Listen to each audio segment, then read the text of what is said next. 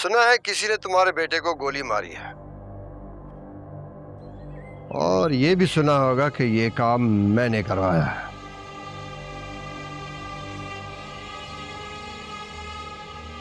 तो अब तुम चाहते क्या औलाद?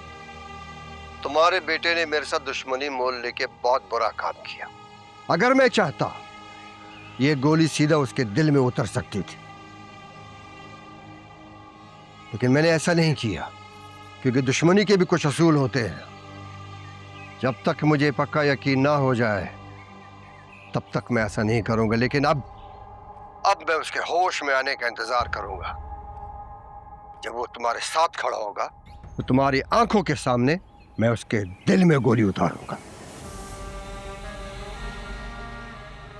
काजी यूसुफ, सुना है उसके दिल के लिए तुमने बड़ी तगोदो की है। अब देखते हैं तुम क्या करोगे। तुम जानते भी हो कि तुम्हारे बेटे ने क्या किया। मेरी गैरत गवारा नहीं करती कि मेरे बेटे का कत्ल हो और उसका कातिल अभी तक जिंदा हो।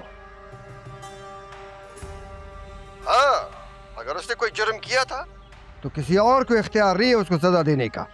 ये इख्तियार सिर्फ और सिर्फ मेरा है। और अब जिसने ऐसा किया है, मैं उसकी जान लेकर रहूंगा। काजी यूसुफ, तैयार हो जाओ। बहुत मुश्किल होती है जब जवान बेटी की लाश कब्र में उतर रही हो। तुम भी देखोगे ये। मैं ये भुगत चुका हूं, अब तुम भी भुगतोगे। और फिर तुम्हारा तो इकलौता बेटा है। तुम मेरी जान ले लो लाला, इस मामले को यहीं खत्म करो।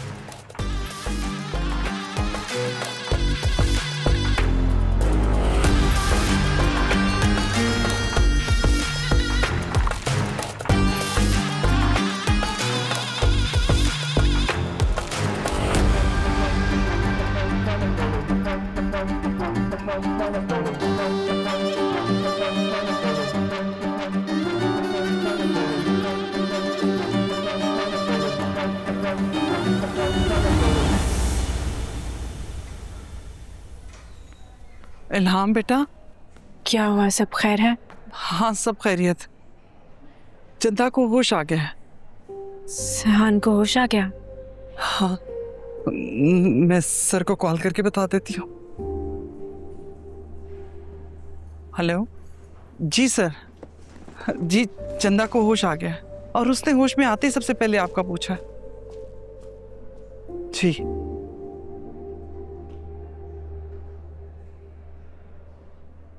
अभी तो यहीं पे थी।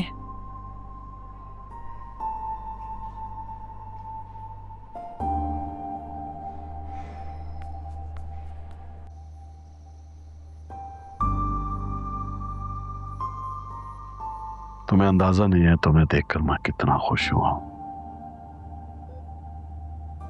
निशाती। जी सर। ये मेरे पास उस वक्त इतने ही है, करीबों में बांट दे। बहुत बेहतर से। बाबा, मुझे गोली लगी थी। वो लोग मेरे सामने से रानिया और वजीर को उठा के ले गए थे।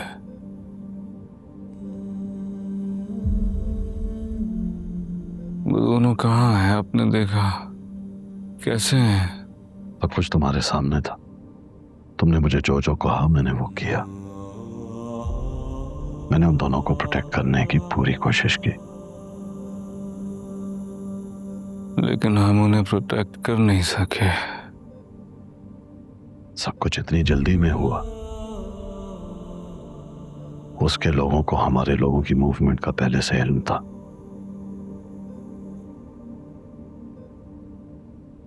मुझे तो लगता है हमारा कोई बंदा उनके साथ मिल गया। तुम फिक्र नहीं करो, मैं उनको ले आऊंगा। परेशान कैसे ना हूं पापा, मेरी जिम्मेदारी थी। ओह, इल्हाम कहाँ है?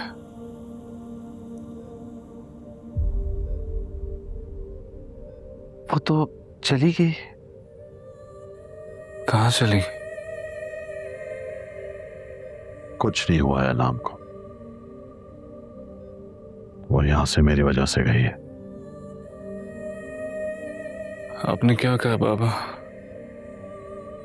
निशात भी, मैं डॉक्टर के पास जा रहा हूं। मेरी कोशिश होगी कि इसको किसी तरह कल डिस्चार्ज करा लें। जी सर। हमारे लिए अब इस हॉस्पिटल में रहना खतरे से खाली नहीं है। बाबा मैं कहीं नहीं जाऊंगा।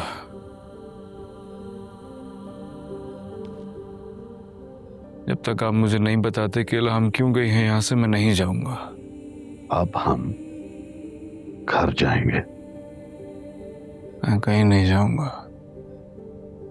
मैं आपके घर नहीं जाऊंगा बाबा। निशात भी, इसे समझाएं।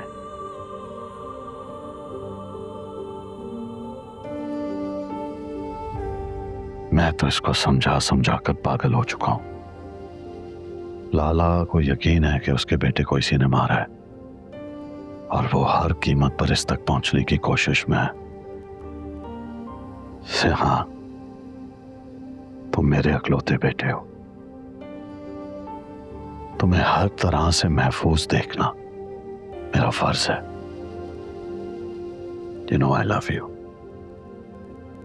चंदा सर बिल्कुल ठीक कह रहे हैं। इस वक्त तुम्हारी जान की हिफाजत करना ज्यादा जरूरी है। अगर तुम महफूज रहोगे तो बाकी सब ठीक हो जाएगा। चंदा, जब तक बाबा मुझे नहीं बताते कि इन्होंने ऐसा क्या कहा है इल्हाम को कि वो चली गई है, आप कुछ भी कह ले, मैं नहीं जाऊंगा। तुमने अपनी जान मुश्किल में डालकर उन दोनों को बचाने की कोशिश की थी ना? क्या हुआ? वो उन दोनों को ले गया। तो फिर तुम्हें ऐसा क्यों लगता है कि वो तुम्हारे पीछे यहां तक नहीं पहुंच सकता? मैं उससे नहीं डरता बाबा। तुमने जो कहना है, जो सुनना है, जो गिले शिकवे हैं, वो घर जाके भी किए जा सकते हैं।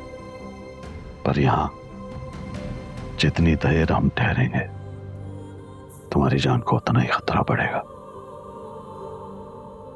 मैं आपके घर नहीं जाऊंगा। तो कहां जाओगे? अलिफ के घर।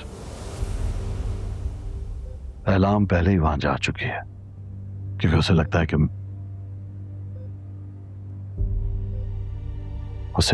कि मैं उसकी बहन का कातिल हूं।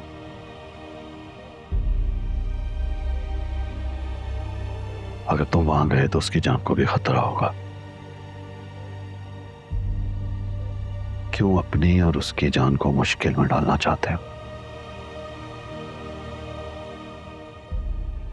चंदा